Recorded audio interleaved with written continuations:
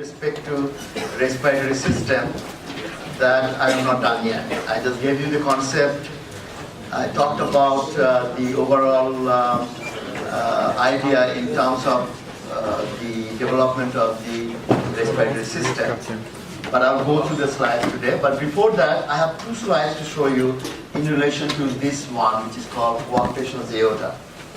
Coarctation aorta is not uncommon, and it is present in those individuals who have basically Turner syndrome. You recall Turner syndrome, which has basically 45X.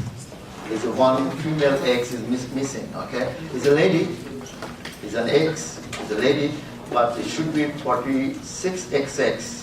And on the other hand, it has a 45. One X is missing. So that can lead to a lot of problems. So these are the individuals who often get the coarctation of the aorta.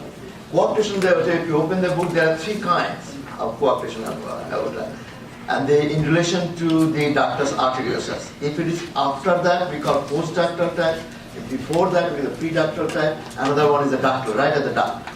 Now, the pre-ductal type, in other words, when the coarctation happens before, okay, pre-ductal type, is a little dangerous.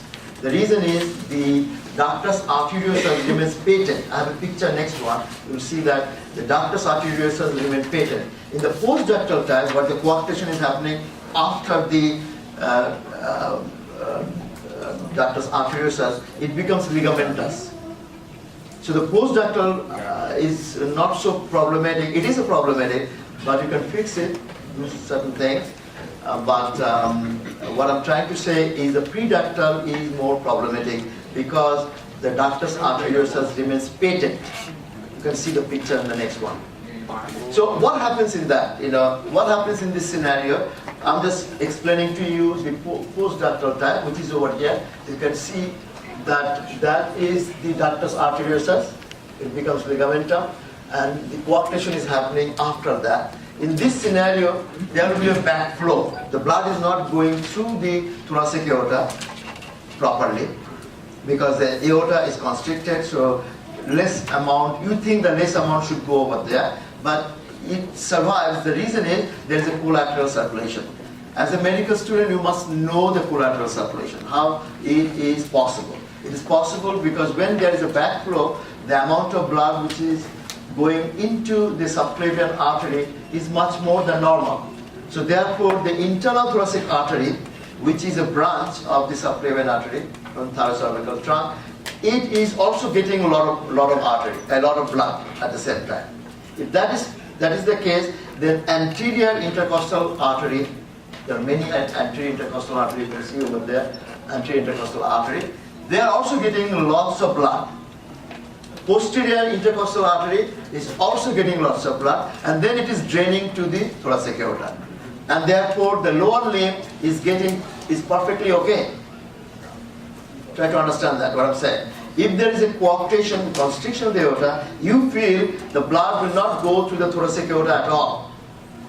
But fortunately, we have a collateral circulation which maintains the blood flow in the thoracic aorta. Therefore, the thoracic aorta, abdominal aorta, and the femoral artery will get enough blood to maintain.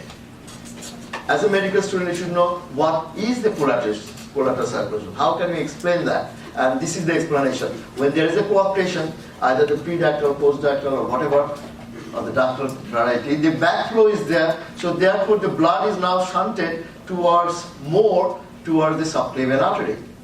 And the subclavian artery means the internal thoracic artery. Internal thoracic artery means anterior intercostal artery. Anterior intercostal artery means posterior intercostal artery. And that connects with the thoracic aorta, and the blood is now going through that. Okay? Now, the second important thing which I want to emphasize, that I did it earlier in my lab maybe a little bit, but I'm just doing it very formally right now to make you aware of the fact, when the child is born, you can diagnose that by taking an X-ray, and it's called the notching of the rib. And again, as a medical student, you should understand why there will be notching of the rib. Again, in the embryonic life, the rib is basically cartilaginous.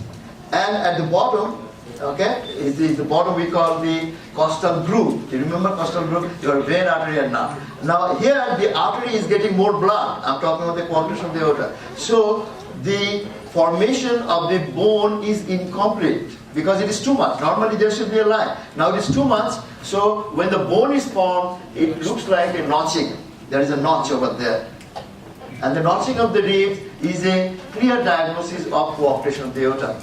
There are three other things are possible over there. The upper limb will have a high blood pressure because the coarctation of the aorta. The second thing is there is a pulse deficit because the upper limb get quicker, the pulse, the lower limb getting slower. So you can put your hand over the radial and the femoral, you see the femoral artery is getting, it takes a little time to go over there, the blood, because of the coarctation of the aorta. So through all these things you can diagnose that a child is having a coarctation of the aorta. Okay? But most important thing is for you to understand is the notching of the rib. Why? Because again I'm saying that in the embryonic life, all the ribs are initially cartilaginous. It will be forming the bone over the time, but if the amount of blood which is going into the intercostal artery is too much, then the formation of the rib is not smooth. It will be notching. That's what it's saying. Now I'm showing you the second picture. This is clearly indicating the fact that what is happening over here.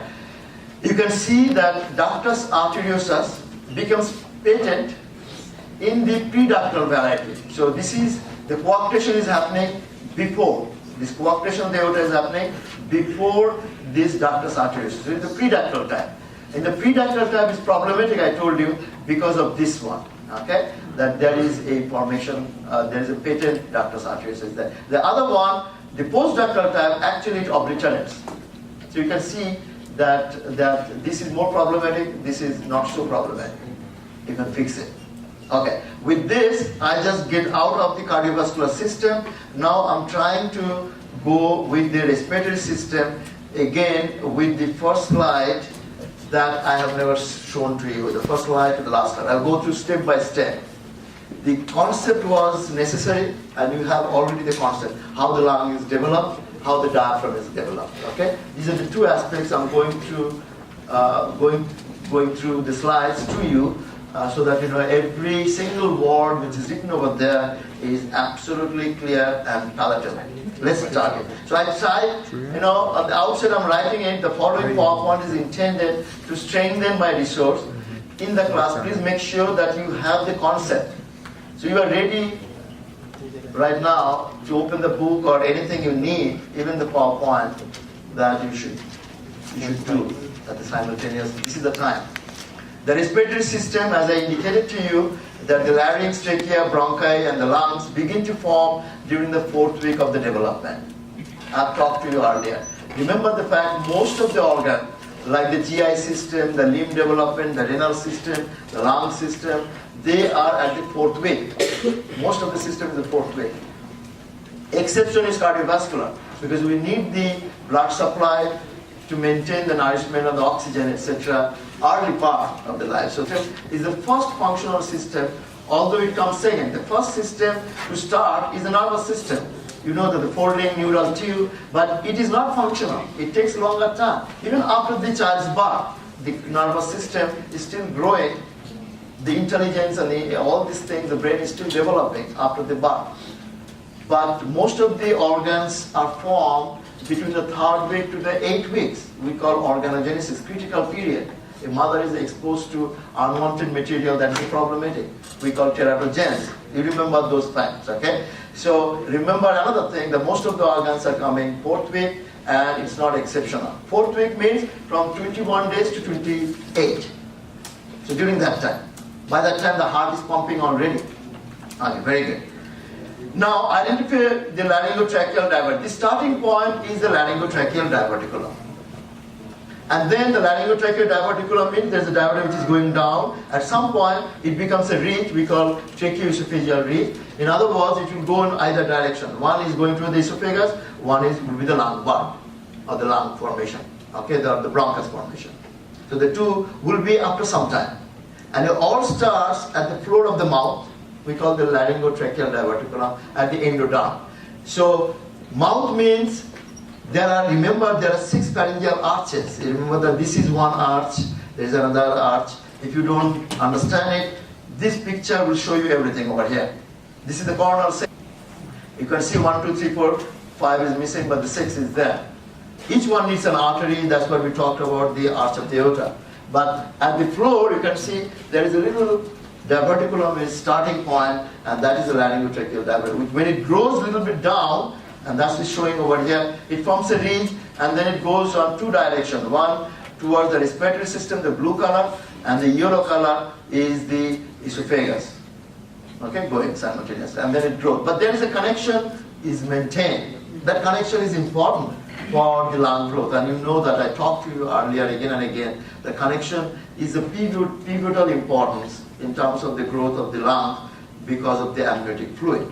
Amniotic fluid can now go to the lung and gives a physical response, physical growth, physical stimulus, amniotic fluid. So let's start that. And this is exactly the yellow color endoderm, reddish color, the brown color is the mesoderm for cartilage and other muscles. You can see that they are surrounded by some muscles too. So that should come from the mesoderm.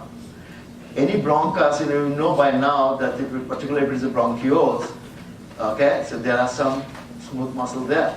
And these are coming from the mesoderm. So whenever the muscle is the mesoderm. But we are talking strictly with the epithelia that is coming from the endoderm, strictly from the endoderm. If you don't believe that, then maybe this picture is better for you. This picture is showing you the development, how the lung is developed. All the yellow color is the endoderm. And the kind of pinkish color over there is the mesoderm. And the mesoderm, this mesoderm is the somatic mesoderm. So therefore the pleura is coming from the somatic mesoderm supplied by the 2 nerves, the somatic nerve, either the phrenic nerve or the intercostal nerve. Both are correct. The mediastinal surface of the lung covered by the pleura is by the phrenic nerve. It's called the mediastinum. So any problem with the mediastinum can reflect onto the mediastinal pleura. You can get pain because of the phrenic nerve involvement. Maybe shoulder pain. Dermatomal distribution of 3, 5, 6, 3, C3, 4, 5. Sorry, C3, 4, 5. Okay, and 5 is over here. You know that. So it is the referred pain. On the other hand, the intercostal nerve is also supplied to the, so it can, referred pain can be all along the chest wall. So that is the story over here. So make no mistake about that. What you are referring over here is the parietal pleura coming from the somatic mesoderm, whereas this one inside is the endoderm and is forming the epithelium of the respiratory system. It has also some specific cells which you have come across in histology or physiology. There are 2 distinct cells out there. One is called the pneumocyte 1, one is the pneumocyte 2. Pneumocyte 1 is primarily responsible for the gas exchange. It is simple squamous epithelium. The thickness is very small. On the other hand, the other one cells are the pneumocyte 2 is responsible for the surfactant. They are phospholipid in origin. And they are quite a bit present by 28 weeks, 26 weeks, 28 weeks it is there. So the baby is born around that time can survive. Yes? Doctor, does the lung and the trachea separate after this It is this comes quite early, this thing. Yes, by 28 weeks, 29 weeks, it slowly gets separated out. Okay. And I tell you that what will be the stimulus after that, in a minute, is coming up. So this you know that. Now follow the development of the yolk sac, endoderm, and the intraembryonic xylem. Now I'm going back to day 1 now. The embryo is about to be formed. I'm talking about the embryo, not the fetus. Embryo. So starting point. So starting point starts with the ectoderm, mesoderm, endoderm. At 3 weeks, you know that 3 layers are present, and then slowly it will be folding. So we'll be restricting over here, not the folding over here now, the folding over here. That is thoracic area. So watch my slides over here. This is the starting point. So everybody knows that on the top one is the ectoderm. The neural tube is over there. Then you have the mesoderm, which is divided into 3 parts. The paraxial mesoderm, intermediate mesoderm, lateral mesoderm, there are 2. And then it is slowly folding. So this folding is very clear to all of you. You have done that in relation to the GI system. Okay? And you know that this one, which is called the endoderm, is becoming round shape, and then that will form basically all the structures in the GI system, starting from the stomach, and then the duodenum and the intestine, all these things coming from this endoderm. Okay? Now, I just go back, and I'm showing you over there. This is very important. But this time, I'm giving a section from the thorax area. Anteriorly, you can see the two heart tubes are joining. This is not endoderm. This is coming from mesoderm. You remember that in the junction, angiogenic cell, heart tube coming from. That's why the color is like this. Now, I'll be interested about this one. What is the name of that structure which is present over here? Esophagus is the correct answer. Those who are saying trachea is wrong. This will be, if you join together, that will be trachea. This is the bronchus. Somewhere must be written bronchial part. Is written over there. You could not answer, or not all of you, some of you answered. You could not answer the other one is esophagus because it is not written over there, esophagus. And very soon it will be written, esophagus is there, it's written over there. But you could not answer it because, now the concept is important. Remember in thorax, endoderm is nothing but two structures. One side is the lung, one side, so it has to be esophagus. If you don't believe me, then I will show you this one. Still, the esophagus is not written. You don't believe me yet. Because the esophagus is not written. The lung, the bronchus becomes the lungs, it's there. But now, he said, yes, Dr. Paul, you're right. It is esophagus. Because it's written over here. Now, that doesn't work with me. And remember, with me only the concept works very well. So remember the fact that yellow color is showing over here the endoderm, and only two endodermal structures over there. One side is esophagus, one side is the lung, again and again. And if you look at the thorax, the heart is nicely forming over there, and the folding, all kind of things happening simultaneously. What is also important to appreciate the fact the covering is the mesoderm. So in the heart, it will be the pericardium, correct? Dorsal mesocardium, remember that? Pericardium. And over here, it is the pleura. But it's all coming from the mesoderm. And pericardium is also supplied by the phrenic nerve, which is a somatic nerve. So it's making no mistake about it. So this is more advanced stage. You can see the lung is developing. There is, the esophagus is should be written over here. And all kind of structure. Now, this one was shown to you earlier in terms of my drawing. Shown to you means I explained to you how the lung develops in the 4 stages. The first stage is a pseudoglandular stage. I'm going to show you that pseudoglandular stage. The pseudoglandular stage means pseudo means false. It looks like a gland with a little bit of the duct type of thing, but this duct is bronchus and it is a solid in nature. Unless it is canalic, some apoptosis is there, becomes canalized. And this canalized is important because this is the time the amniotic fluid can go in and give the physical growth. Is that okay? So I write over there that the pseudoglandular stage is from 6 to 16 weeks, a little bit solid, and then it's canalicular stage up to 26 weeks. Okay, you can see up to 26 weeks. And then the terminal stage is 26 weeks to birth, and the alveolar stage can continue till 8 years. When the baby is born, the lung is still growing, and growing because the number of alveoli, the millions of alveoli is joining and to make the lungs more expanded. You need that. The baby needs it. Okay? Even it grows beyond that. So the important part over there, the terminal stage, the early part of the 26 weeks or the late part of the canalicular stage, I write it over here, is the important stage for viability of the fetus because of adequate surfactant production. This is the time when the baby is born, then baby can survive because it can expand. And we don't want the baby to be born at that time. But accidental, the premature baby, where you have no control, you have to take the baby out. Either there was some accident or something, or mother's condition. Sometimes you have to deliver the baby because mother is not feeling well. So at that time, if it is beyond 26 weeks, 28 weeks, it's preferable that baby can. It doesn't mean the baby will survive for sure. Baby can survive because the lung can expand. This is another point I want to explain to you and want to make sure the students understand the high yield area. I was looking at the USMLE Part 1 book yesterday. Did I miss? I do it regularly. Did I miss the high yield area? One or two small points I may overlook that. It's important, but in your textbook you can read it. But the high yield area, where the real important thing I should not miss. This is one area. I should not miss. The oligohydramnion, I think I talked to you over the time. Not one time, maybe several times I talked to you. Again, it will be coming to you for the renal system. I'll make sure what is oligohydramnion. I'll make sure that what can be associated with oligohydramnion. And I give you one example over here, that the kidney has a problem, less urine is produced, oligohydramnion is there, lung is not developing. Give me the second cause. Let's see who can tell me what is the other cause of less development of the lung. Not the oligohydramnion, but another one. Diaphragmatic hernia. Very good. Give a big hand to him. Congenital diaphragmatic hernia.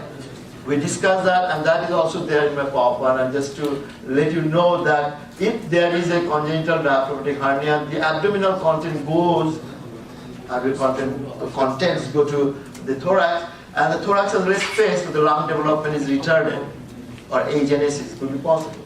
Okay? So these are the two important areas that you should pay some attention to that.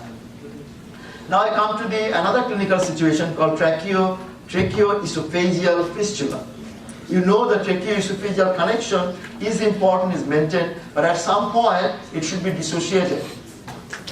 It should be dissociated. But the lung development is still possible, so I give you some molecular mechanism how, when it is dissociated, how the lung is still growing because of some molecular mechanism. It's coming up for you. But I'm referring to here only one important part is tracheoesophageal fistula. Okay? It is an unpleasant situation. Baby is born and baby is vomiting and coughing because the fluid is going, either is not going to the esophagus or is going towards the lung. So it's not pleasant. So you need a picture to understand that. This is a very diagrammatic representation of what I'm saying, the tracheoesophageal fistula. Look at this. This is the trachea, the bronchus over here, and it's connected to backside, which is the esophagus. Right? So this connection should not be there. And so therefore, and you can diagnose it very quickly. If that happens, then you put a tube over there, and if it is not going further down, then you know that there is a problem of the esophagus. It's shut down over here. It is connected over here. That should not be there, right? So the important part for you, again and again I'm saying, I think I emphasized that earlier too. A baby is born, don't be in a rush to give that baby to the parents. Baby is born, that is the job of the gynae obstetrician. But after that, a pediatrician comes and makes sure that everything is correct to the baby. Even baby may look like a girl, but maybe genetically is not a girl. So do not be in a prejudge and give it to that, and the parents are very quick to give a name, Sarah. But it's not Sarah. Or Mama, it's not Mama. So this is an ethical problem and could be long-lasting problem. Or the testis is not there in the scrotum. That little kid will come back to you after 18 years. I'm not saying 18 years the time to get married or whatever. I'm just saying 18, 19, 20, the guy will come back to you. Yes, Dr. Muhammad, you did my delivery and you are the pediatrician. Why you did not diagnose my, the little testis is not over there? And I'll do that with you in the reproductive system. It is a problem because you did not know. Well, these are not our present students I'm talking about. Somebody else. You do much better. You can diagnose, you can feel the testis very well. But what happens is that if you you cannot do it, then that is called, you have done that. What is that called? The testis in the abdomen. undescended testes. That's what I'm saying. And it's a problematic because if it stays over there, then it can be atrophied because of the temperature problem. So you have a long thing to do it. A baby is vomiting and is choking, and you say, well, this is enough. Take the baby, go home. Baby will die. It's not good. Vomiting and this and that, if a little problem, examine it. What I'm trying to say, examine thoroughly. And this is one problem is over there. Now, there are many varieties over there. This is taken from your book. And I would like you to remember this one. There are many varieties could be possible. Okay? But it's not so important for you at this stage because you are not going to be an expert in this for the time. Because approximate idea that it could be joined together. And this is the good way of remembering the tracheoesophageal fistula. Again, showing you various aspects. Now I give you a little bit of molecular background of this and what I was trying to say a little bit earlier, that most of the time the physical stimulus is the amniotic fluid for the growth of the lungs. But at some point the molecular mechanism also plays a role, and it's called the fetal breathing movement. This is a pseudo breathing. The fetus doesn't breathe. There's no oxygen coming, but movement of that can stimulate some of the hormonal response or some factor, either thyroid, insulin growth factor, platelet growth factor. These are the peptides, and they may be responsible for some growth of the lung. You have to just know that apart from the physical growth by the amniotic fluid, there are some molecular mechanisms which are also playing a role in the growth of the lung. And I have listed there. If you remember, it's good. If you forget, it's better. That's not so important. For one student who come to my office, you did not tell that insulin-like growth factor is responsible also. I said, oh, it's not so. Maybe then I asked her, what is the main cause? He said, oh, I don't know. The main one is amniotic fluid. He doesn't know that, but he's after the insulin-like growth factor or the thyroid, transcription factor, or maybe platelet growth factor. So what I'm saying is the high yield is a must-know. Amniotic fluid is a must-know information. These are nice to know. Okay? But it should satisfy you in a situation where you understand that when they are dissociated, trachea from the esophagus, the lung can still grow. Also, a newly born baby, its lung is half filled with amniotic fluid. So every time you know that a baby is born, a doctor will put a suction tube inside the lung and try to suck as much as possible. But if the fluid is still there, it dries up. It's not a problem for the baby. Okay, they can. Actually, a little baby, there was some experiments, and a little baby can swim. If you put a little baby, you don't have to do it, it should be under the... If you put the little baby in a tub, they actually swim. Because they are habituated with swimming in the amniotic fluid. They swim quite nice. Trust me, that works very well. Now, medical case. This case, the one I gave you in the exam for the TBL, and there was, the 90% student, oh, you did not, What else I can do? I gave you a question ahead of time to your PowerPoint, and I always tell that after my concept, open the PowerPoint, and I will repeat the PowerPoint when I come back.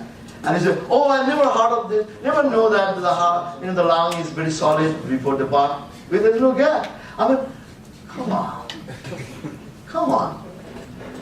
So this is exactly I'm talking about. The lungs of a stillborn infant are warm and sink in water because they contain fluid and not air. And I call it a medical legal case because sometimes you may be called in the court. And the judge will say, you are a medical person, tell me, this lady is shouting. This lady is shouting because she's telling you that my baby was alive, and then during the delivery, that after the delivery, the baby was dead. So this is your problem, the doctor's problem. The lady will shout, and you may encounter that. You have to protect yourself. If if the baby was already dead because stillborn, you can understand that. There was no movement many times. Baby could be dead inside and you have to take the baby out. But even if you tell the mother, because they are very sensitive, mother will not remember that, or maybe you will argue, no, my baby was there, alive. You have to tell ahead of time, I'm bringing the baby out for a health reason. A dead baby cannot be there. I'm taking it out. But remember, your baby is dead. Now, the lady changes her mind. She said, no, you kill the baby. So the judge calls him. So what you have to do, you take the lung and put it in the, you tell the judge, and take a picture or take a video so that I did exactly what is needed. And this is the video that the lung sings, meaning the baby was not alive. Baby did not take the first breath. Baby did not take the first. So it was a stillborn baby. You understand that? And then you remember embryology. Yes, Dr. Paul. Why not?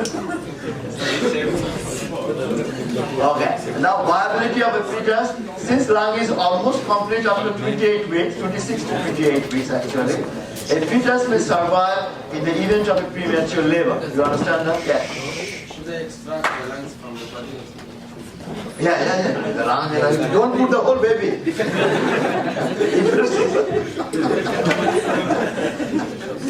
I like that. You also put the, no. A little towel, you take a little towel over there and take, you have to, the baby is dead. So you have to protect yourself. Yeah. What about 26 weeks? 26, 28 is both are correct. Yeah. Put it, maybe change it to 26 to 28 is okay. Now, development of the diaphragm. I'm going to the last part. It will be very straightforward. I need only 10 minutes. So, the first slide will tell you the origin of the diaphragm, and it is coming from the 4 sources. So, I talk to you everything in detail. The first one is septum transversum. It is a septum. It is a septum which is separating the thorax from the abdomen, and it is a transversum because it is a transversely coming, not longitudinally. It's coming like this way, coming from the anterior part. So when it is coming from the anterior part, it cannot cover the whole thing. It is a muscle, cannot cover the whole thing, it stops. So there is a canal then that should be covered by something, and that is called the pleuroperitoneal membrane. That is a membrane. That has to be also replaced, and that is replaced by the lateral body wall over there. And finally, there are some structures going in or out, and there are 3 structures important. Inferior vena cava going to the thorax, aorta is coming out, and the esophagus is coming out. That should be covered nicely through an arch, which is called the mesentery of the esophagus. Doctor, is pleuropericardial or Peritoneal, not cardiac. If I say cardial earlier in a hurry, I do 4 times. So please correct it. It is pleuroperitoneal. Pleuroperitoneal. What is written over here? Not pericardial. Pleuroperitoneal. Pleuroperitoneal. I think my previous class, or maybe in a hurry, I said it is a pleuroperitoneal. I repeat again, pleuroperitoneal. Okay, note the pleuroperitoneal fold. So this is the picture you needed, and it is very nicely represented over here. It doesn't mean that my drawing was wrong earlier. I did exactly the same way. I put a round thing over here. And I told you that it is not a round, it is basically a dome shape. So I draw that too. Then I put this thing like a braid. And then I put anteriorly, which is the septum transversum. I told you the septum transversum will be later, it's called the central tendon, where the phrenic nerve is there. In adult, the septum transversum is called the central tendons, will be supplied by the phrenic nerve. Then there is a hole over there, which is slowly getting covered by the pleuroperitoneal fold, okay, pleuroperitoneal fold. And the rest is by the mesentery of the esophagus, which will form the crust of the diaphragm. Now, observe this one. This is it's a violet color or pink color? Violet color, I think, right? This will be replaced by the body wall. Watch that. Can you see this blue color? So this is the muscle now coming, not a membrane. This is the muscle coming from the body wall, and will be slowly replacing the entire part. Is that okay? And so the next picture, you want to see only the blue color. There should not be any, or if it is at all anything, it will be a little bit of that, what is the pleuroperitoneal? Pleuroperitoneal membrane should not be there. So watch that. Watch it. You see all blue. Can you see that? Everything. So what is this one? Lateral. This is not pleuroperitoneal. This is not pleuroperitoneal anymore. It's the lateral body wall and mass. So that is a muscle. So entire diaphragm now is a skeletal muscle. When I was just doing the M2, sorry, few minutes back, I asked that how many students have seen a diaphragm? Not even a single student. And I am very much disturbed that, why we have the cadaver, like there are 10, 11 diaphragms are shown over there. Go tonight is your night tonight. Make sure you go and jump onto the diaphragm first. Not on the Vegas now, blah, blah, blah. Just jump onto the diaphragm and see it is a skeletal muscle. It is a dome-shaped skeletal muscle covering the liver. Okay? So you feel happy that it is a muscle, it is not a membrane. Okay? Make sure you do that. Now, how did the pleura of the diaphragm develop? Mesentery of esophagus. So let's see if it is correct. Yes, it is. You are correct. Now, this is again a high yield area. Remember, I told you that the high yield area is very important. That I can talk maybe hours and hours of the embryology. But if I bypass the high yield area, then you are not exposed to the common causes, embryological causes, or congenital anomaly, or you cannot appear the board exam properly, because the board exam is targeting the high yield. I'm making this person a bona fide doctor based on the knowledge, and this knowledge should be common knowledge.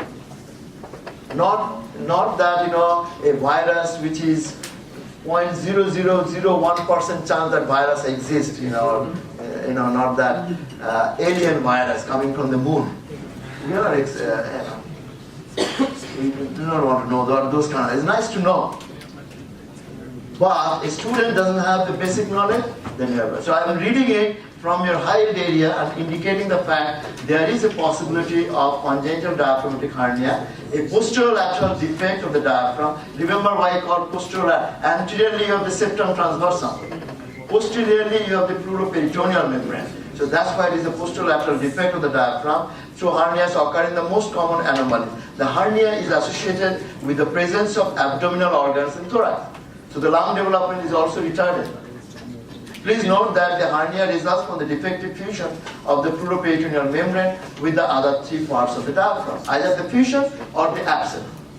Okay? Either of these things is possible. So I have done my duty. So this is the time I must say thank you to all of you for listening to me, and I hope you enjoy.